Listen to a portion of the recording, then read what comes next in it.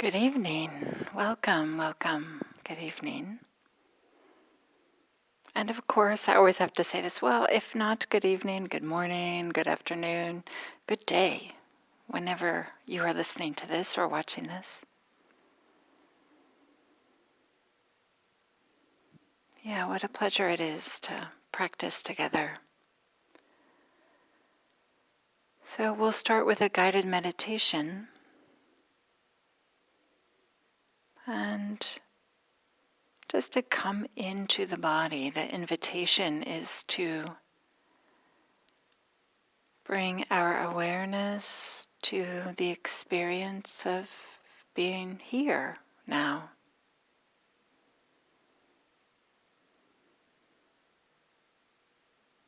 That is, what does it feel like to sit and know that you're sitting?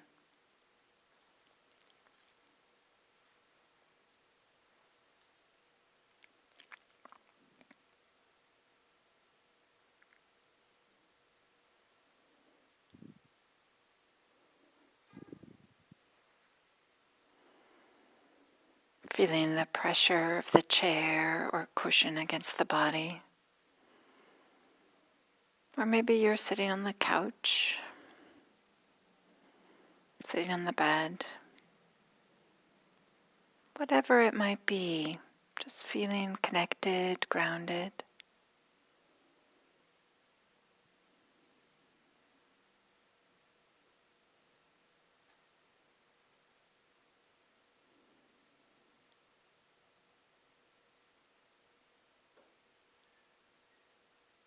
And when the mind wanders away, as it will, we just very gently, simply begin again. Noticing the pressure against the body, the places of contact.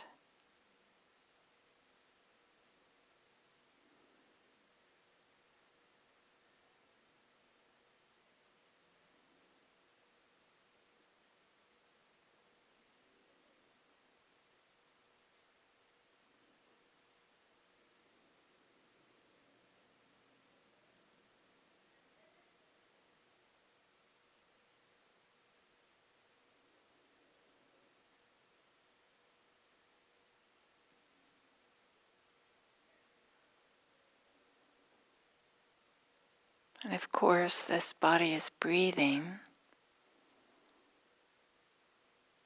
So we might bring our attention to the sensations of breathing.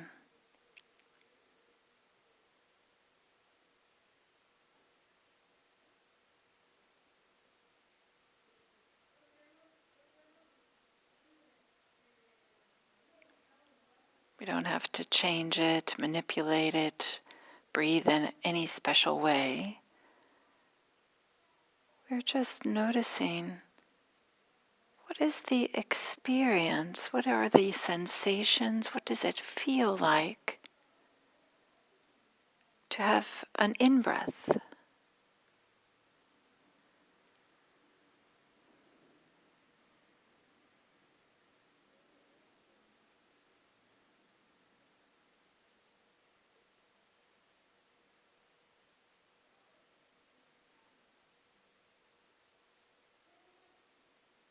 Can we notice the beginning, the middle, the end of an in-breath?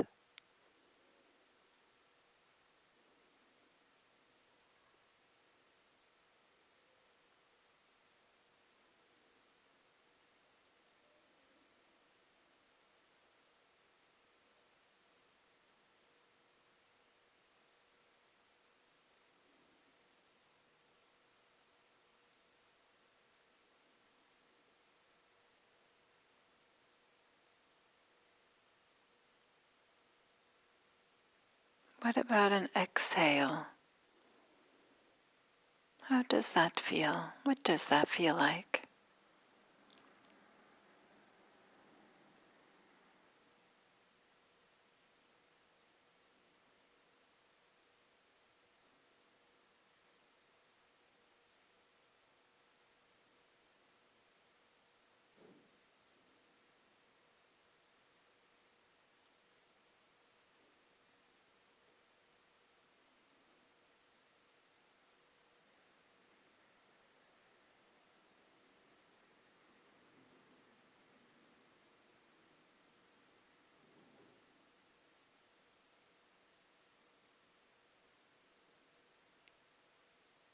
And if we set the intention to be with the sensations of breathing, of course we notice that the mind doesn't necessarily stay where we set the intention.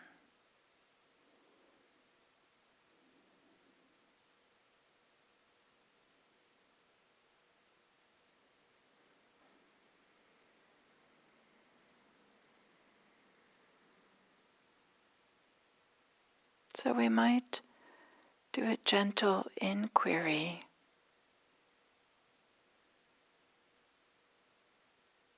What is it that pulls the mind away? For example,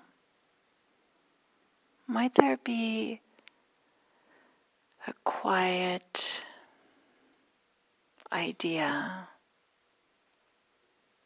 that says this would be so much better if only blank, if only the neighbor's dog were more quieter, if only the temperature were a little bit cooler or warmer, if only I had a different type of cushion to sit on, if only my knee didn't bother me.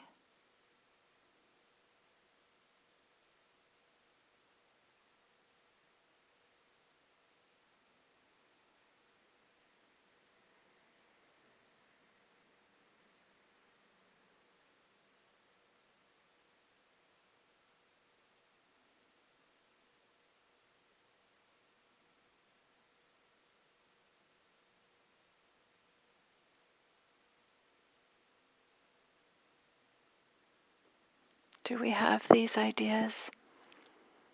Desiring something to be different, something to be changed to make it just right.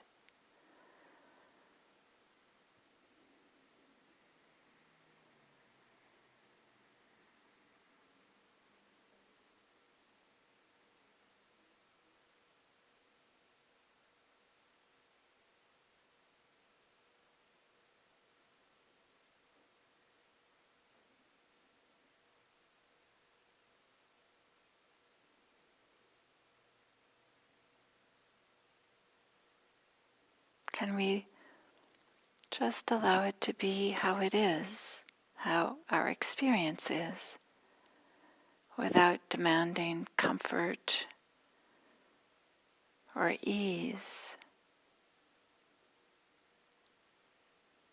but instead, is there a way in which we might find the comfort and ease in this moment by putting down, relaxing, softening this maybe quiet demand that things be different?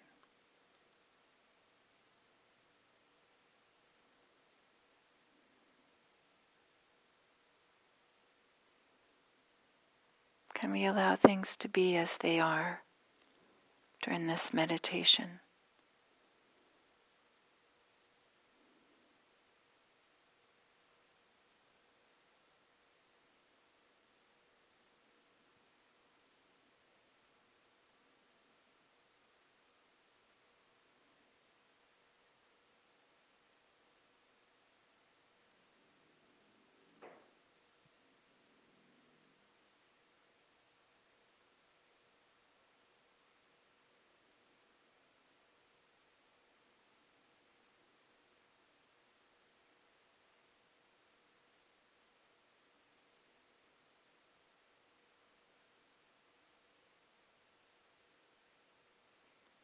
Can we do this in a kind-hearted, gentle way?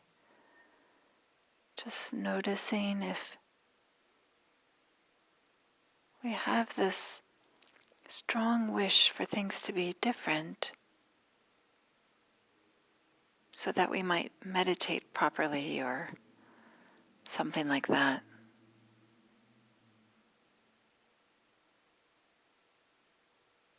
Is there a desire for things to be perfect?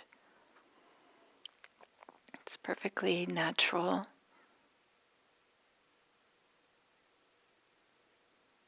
Can we allow that desire to be there?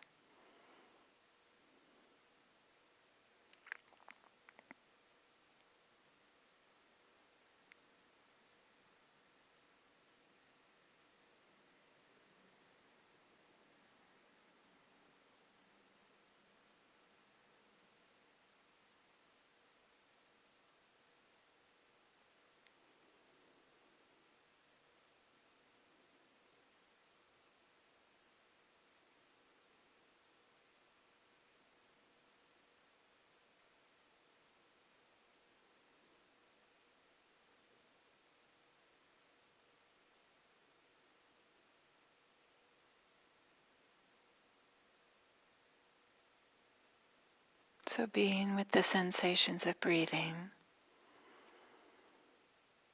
and noticing what takes us away. And we might notice that we have a desire for things to be different. Thinking, if only this were different, then I could meditate.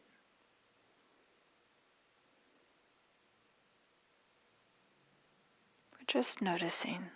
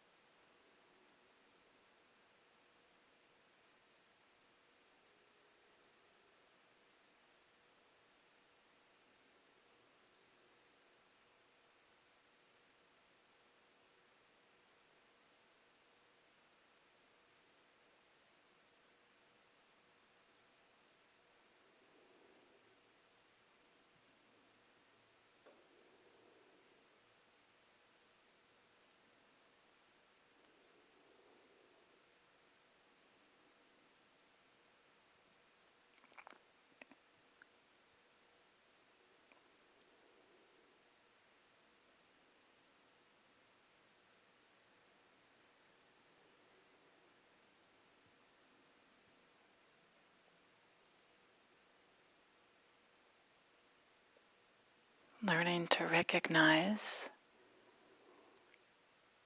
when we have this feeling of, if only this were different,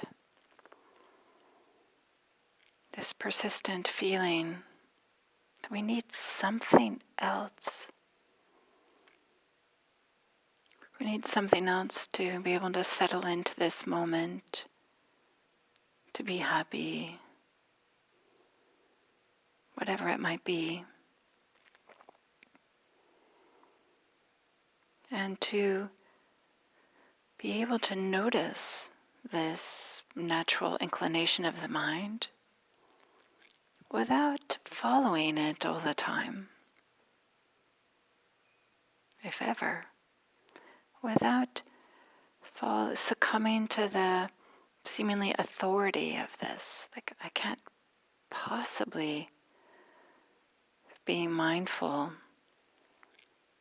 while I'm also having this experience, while the refrigerator is running too loud, or my back is bothering me, whatever it might be.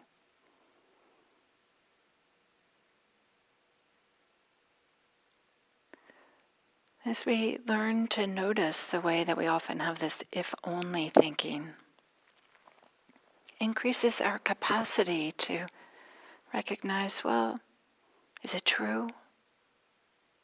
Maybe this isn't ideal, isn't perfect, doesn't match my preferences exactly, but can we be okay with it? And increases our capacity to be with discomfort, things not being exactly as they are. And with this increased capacity, we can bring wisdom, the best version of ourselves, to more and more situations, instead of collapsing around them, or doing some behavior or saying something that we might regret later, just because we're feeling uncomfortable. A big part of this practice is increasing our capacity to be uncomfortable. And in this way, might we bring some wisdom to not only our experiences, but to be able to support other people, maybe in their experiences too. So that our practice can be the benefit not only for ourselves, but for those we come in contact with, spreading out to all beings everywhere.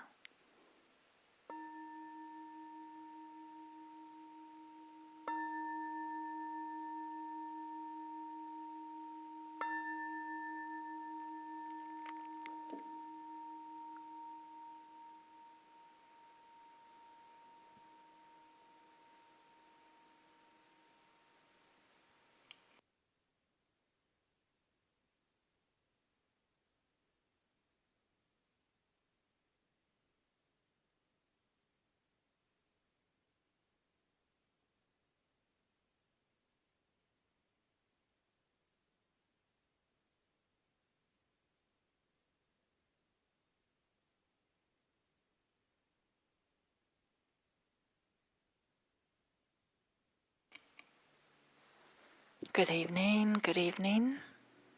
Welcome, welcome. A warm welcome to everybody, wherever you are, whomever you are.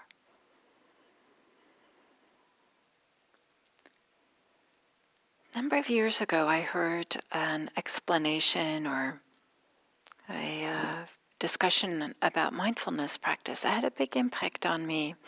It felt like when I heard that, I had like a click, like, oh, now I understand something. And I've even used this and taught this when I'm teaching mindfulness. And that is this idea that we can use an image of that when there's perhaps a really slow stream. In fact, maybe we're on a hike and there's a little bit of water we have to cross over, and we're not even sure, is this water moving Or is this just like an underground spring or something like this?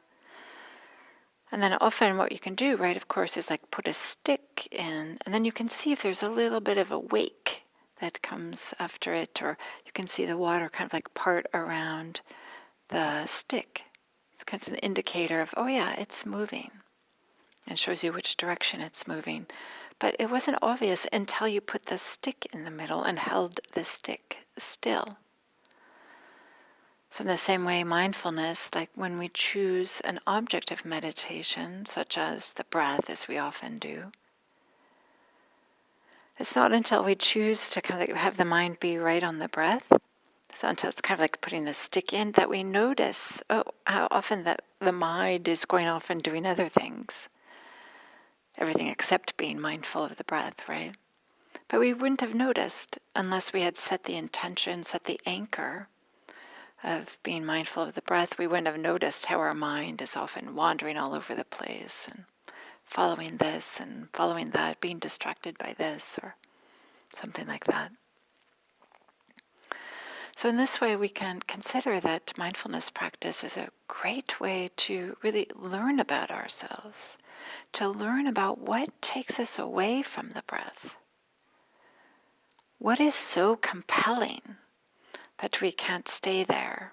And when does it happen? And so mindfulness practice is a great way to have some greater understanding. And in the same way, just like having a breath helps us to become more clear about when we're not on the breath. In the same way, we can consider ethics as a way for us to notice what's happening when we are considering doing something that might be questionably ethical. Maybe we wouldn't even notice some of these things. We would notice the large ones, but maybe some of the more subtle ones we wouldn't even notice unless we had set the intention to behave ethically. Of course, all of us want to behave ethically, but there might be a way in which when we set our intention with commonly known as the precepts, that we start to notice all these little ways in which we might be rationalizing or somehow not really staying with our intention to be ethical. And I'm bringing this up, or I want to talk about ethics a little bit here, not in some moral, heavy-handed way. There are so many different ways we could approach ethics and morality, and the Pali word is Sila. There's so many different ways, and could give a whole, combination of a whole series of talks in different ways. But one way I would like to look at it tonight is the relationship between Sila and suffering. That is, that sometimes the way in which we are deviating, maybe I'll say, from the ethical precepts, which I'll talk about in a moment, is a way to help us understand some of our sources of suffering, either that we're causing for ourselves or maybe that we're causing for others. But it's a way to understand ourselves. To practice with ethics is an opportunity for some reflection about why am I doing what I'm doing? And why do I not want to do this other thing that I don't want to do? And I would like to propose that we don't have to use it in a way with judging ourselves. Oh, I'm a bad person because of X, or that person is a bad person because of Y. I would like to say that's not so helpful. I didn't actually be increasing the suffering, but instead, can we look at our relationship with ethics and the way that we behave as a way to support our wanting to have less suffering in our lives? So many of us come to meditation practice with this wish to have less suffering. And sometimes there can be a little bit of bewilderment, like, why is my life not unfolding in a direction that I want it to? Or why do I still have so much suffering, discomfort in my life? So this can be, dare I say, a tool. Ethics can be a tool that might help us to unpack and understand ourselves better. As I said, there's a number of ways in which we can talk about ethics, both the specifics about it as well as the role it plays in meditation practice, the role it plays in Buddhist practice. But right now I'd like to focus on its relationship with suffering. We know that the Buddha is concerned with suffering, and I'm using suffering as a generic word to cover this really broad range from a little bit uncomfortable to great harm, terrible harm. So I'm using this generic word to cover this whole range.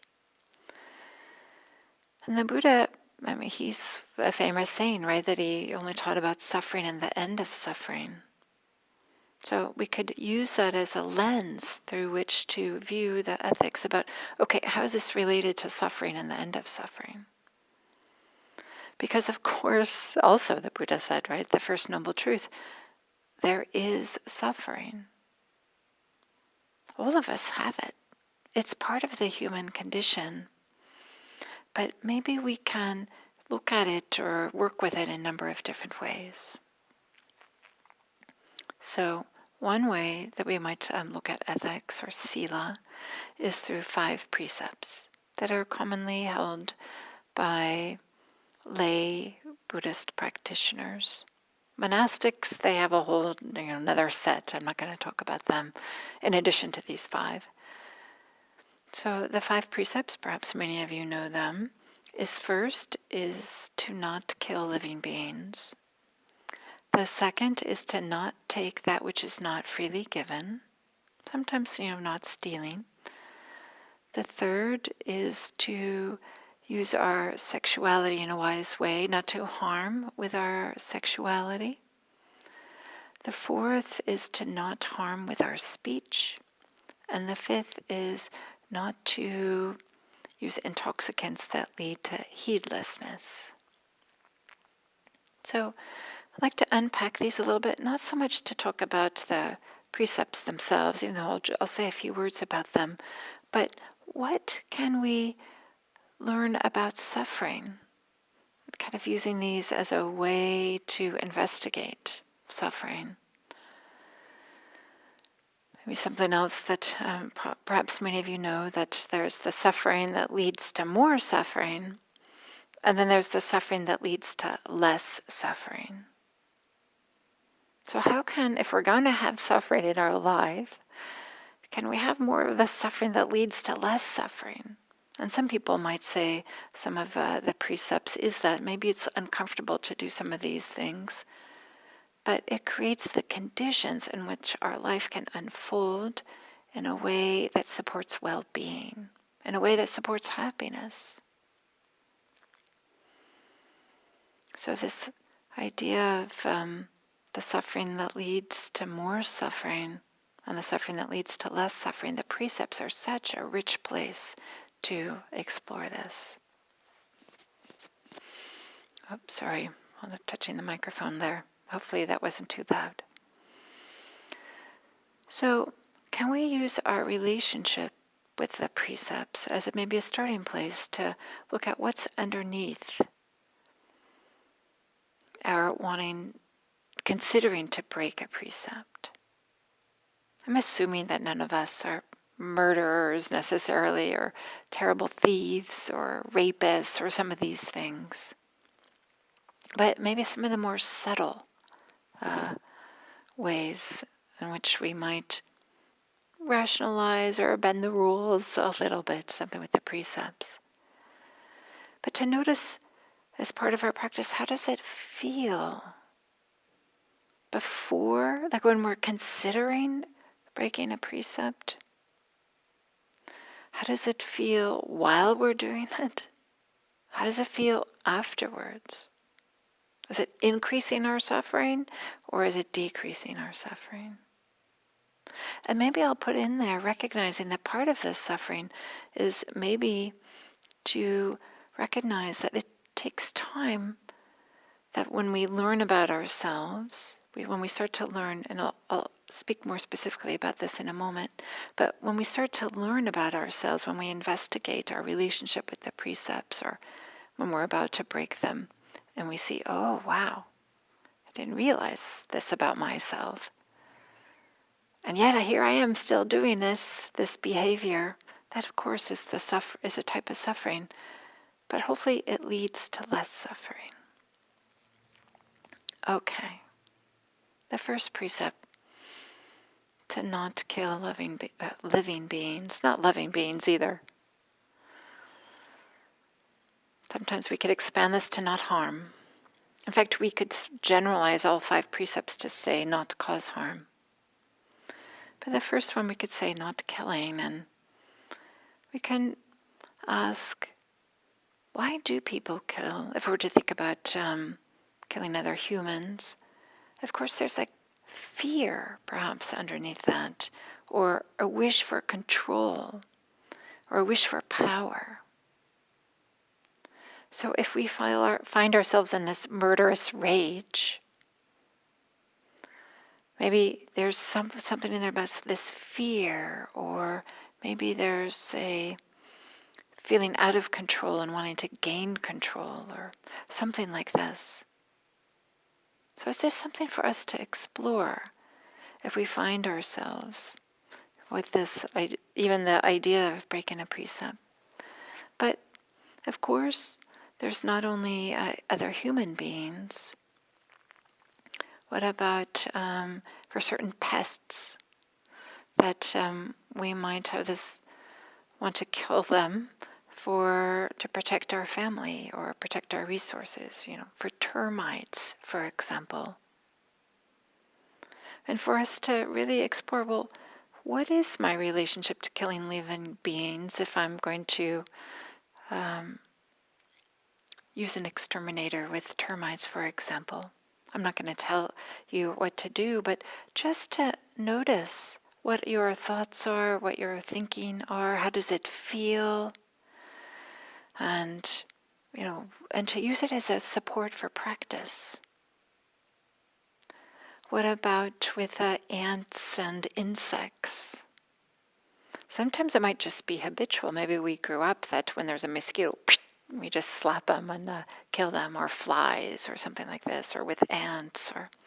But is there a way in which we might make an effort to keep our living spaces really clean so that ants don't have anything to eat? So when the scouts arrive, those ant scouts, they're not sending back word that there's plenty of food.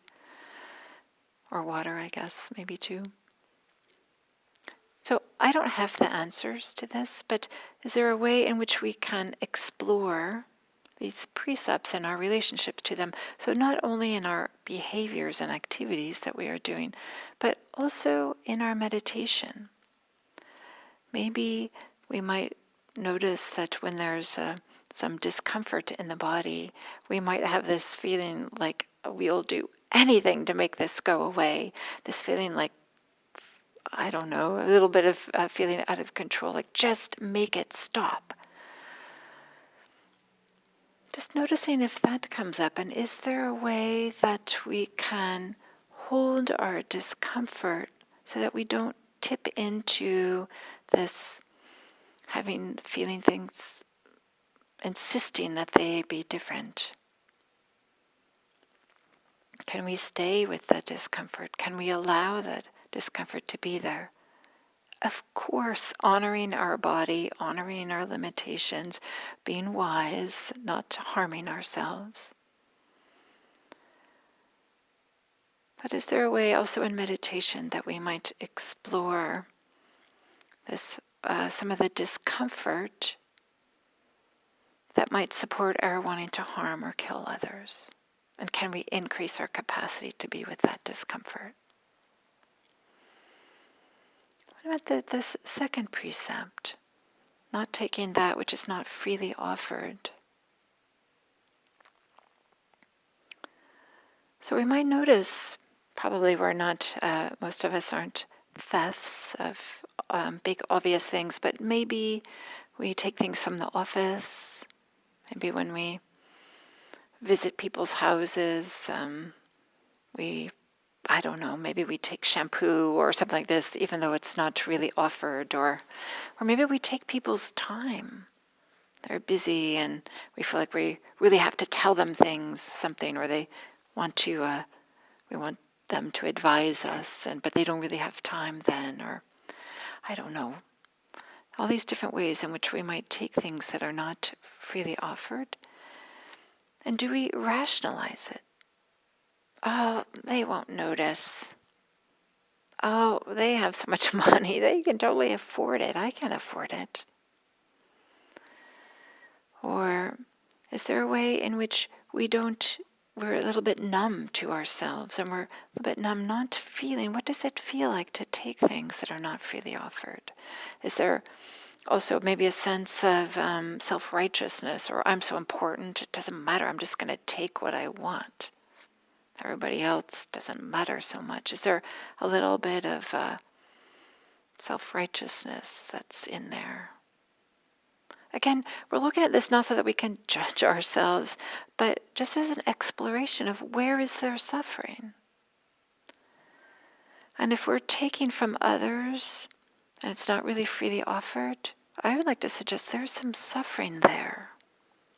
Either there's some suffering because our desire is so strong that we feel compelled that we have to take things in order to be happy.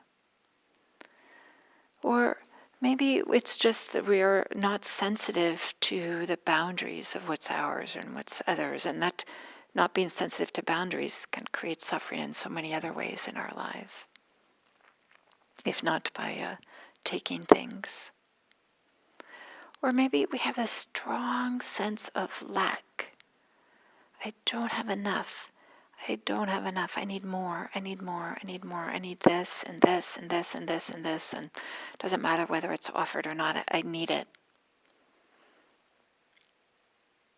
So that's another way in which there might be an exploration around this precept to not take that which is not freely offered, which is a little bit more strict than just not stealing, but that which isn't freely offered. And whenever we're tempted to, or we do, just to have this reflection. What can we learn about ourselves? And in meditation, we can notice that if we have this feeling in meditation, like, oh, I need this in order to meditate properly, I need that, or this feeling that things have to be different, I need more, or things to somehow be other than they are. It's something we can explore in meditation. And that might be something that might be supporting our wanting to break a precept. The third precept about being wise with our sexuality. So the precept assumes that sex is between consenting adults. We'll just lay that as I think that hopefully that goes without us saying. And when it's explained in the suttas, it's really about honoring commitments and honoring vows and protections that are in place for people. And if we find ourselves wanting to break a precept, break a commitment, a vow, what's underneath that? Like what's supporting, fueling that? Maybe there's a sense of loneliness that we're trying to fill. Maybe we don't feel connected to others. And we're trying to have sex inappropriately with inappropriate partners, just because it's outside of a commitment, or it's causing somebody to break a commitment about either yourself or your partner. Is there a sense of loneliness, or maybe we need some reassurance of our attractiveness, or worthiness or something like this. And many of us want to live a life of love, but are we using our sexual energy in a way that promotes that, that allows that to happen? Or if we're having a lot of casual sex with consenting adults, of course, then we can just ask, how does that support our meditation practice or our life? So in this way we can, as I've been saying, we can use the precepts as a way to help us reflect on our behavior and the decisions that we're making. Again, not in a way that we have to say, oh, I'm a bad person. I'm a bad Buddhist. But as a support for practice, what can we learn about ourselves? Might we find a way in which there could be less suffering with this reflection? And then the fourth precept, to not use false speech, so not to lie, but maybe we could expand that to like right speech. Many of you know includes not only should what we're saying be true, but it should be kind. It should be timely, and it should be beneficial. It should be helpful for others. So we could have this reflection, why do we tip the truth, even if it's just a little white lie? Is it because we want to be liked? Is it because we want to get our way? Maybe we don't feel like we can speak directly, so we kind of are manipulating people to believe something so that they'll behave in some particular way, or are we trying to hide something that we're ashamed of? I'll say it maybe for me that very early in my practice I took on this precept of not speaking falsely, always telling the truth. And I really learned that, oh yeah, those times when I wanted to tell the little white lies or shade the truth or omit things was because there were things that I was ashamed of. I didn't want people to know. I was embarrassed. Maybe ashamed's too strong a word. I was embarrassed, or telling little white lies. I'm late because the traffic was so bad. But no, I was late just because I was disorganized and didn't leave the house on time, or I couldn't figure out what to wear, or something like this. And once I had that insight, and I said, no, if I want to have this commitment to speaking the truth, it turned out to be a relief to kind of like change my behavior so that I didn't have to be embarrassed about it anymore. And then just the quality of my life just went way up in a way that I would have never imagined, just from this little wish to look at, why am I telling little white lies here and there? And that's partly kind of my motivation for this Dharma talk too, is just this encouragement that when we start to look at them and we like maybe pull one little thread, we might discover all kinds of ways in which suffering was suffering was being created. But maybe pulling a thread helps us to have some greater understanding in which there can be some less suffering.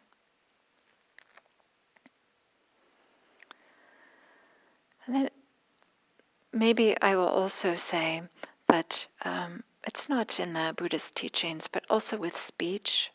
I'll just put in something about the importance of listening too.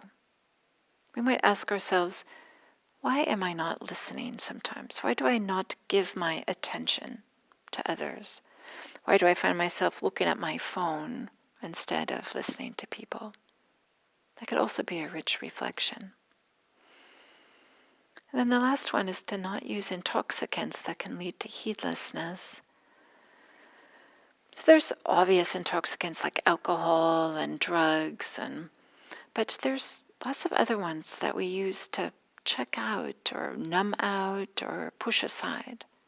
We might use food, shopping, surfing the internet, watching YouTube videos, or work as a way to no longer be present for our experience. So none of these things are inherently bad or harmful, but we might use our wish to do them as an opportunity to reflect on, is there something we're trying to avoid? Is there a reason why we don't want to be present for what's happening?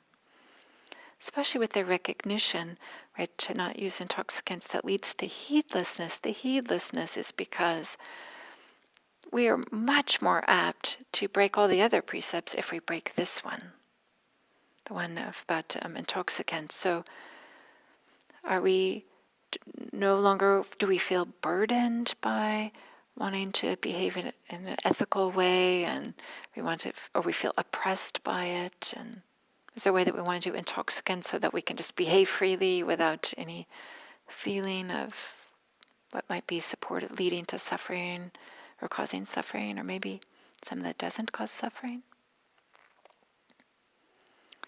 So that's just one way in which we might approach ethics, is the relationship between Sila and suffering and self-reflection. 3 S's: Sila, suffering, and self-reflection.